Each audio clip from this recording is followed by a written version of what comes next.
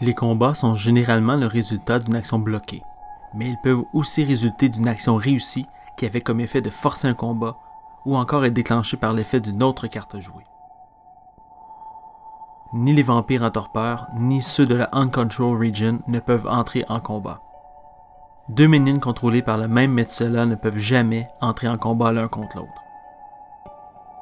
Le fait que le ou les vampires soient lockés ou pas n'a pas d'importance en ce qui a trait au combat. Durant toute la durée du combat, seules les cartes de combat pourront être jouées.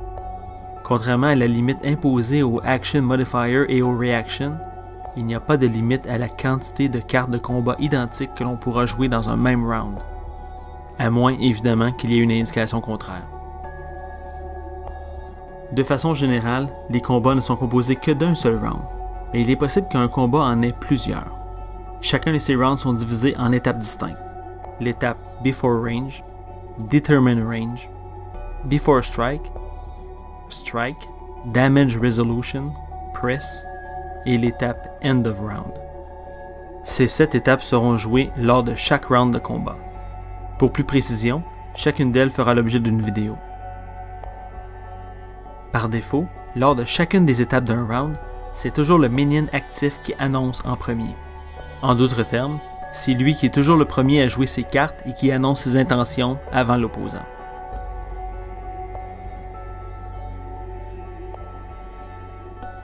À l'étape Before Range, c'est le moment pour les Methuselah de jouer des cartes avant que le range soit déterminé. Ensuite, on passe à l'étape Determine Range.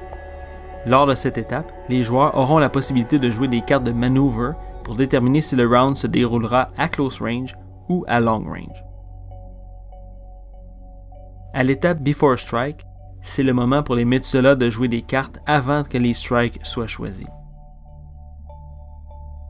On passera ensuite à l'étape de la strike.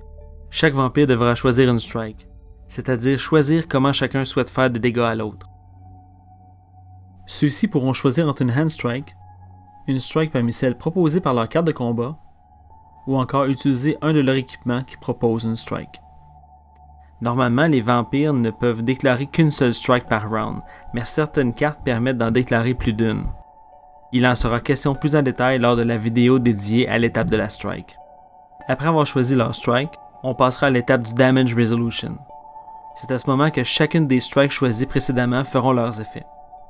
Les effets des strikes peuvent être multiples et seront détaillés dans la vidéo traitant plus en détail des types de strikes. Une fois la strike résolue, on passe à l'étape du Press. Les joueurs auront la possibilité de jouer des cartes de Press pour forcer ou empêcher la tenue d'un nouveau round. Finalement, on passera à l'étape End of Round. C'est à cette étape que les cartes portant la mention Only usable at the end of a round of combat pourront être jouées. Après cette étape, si aucun nouveau round doit être joué, le combat se terminera.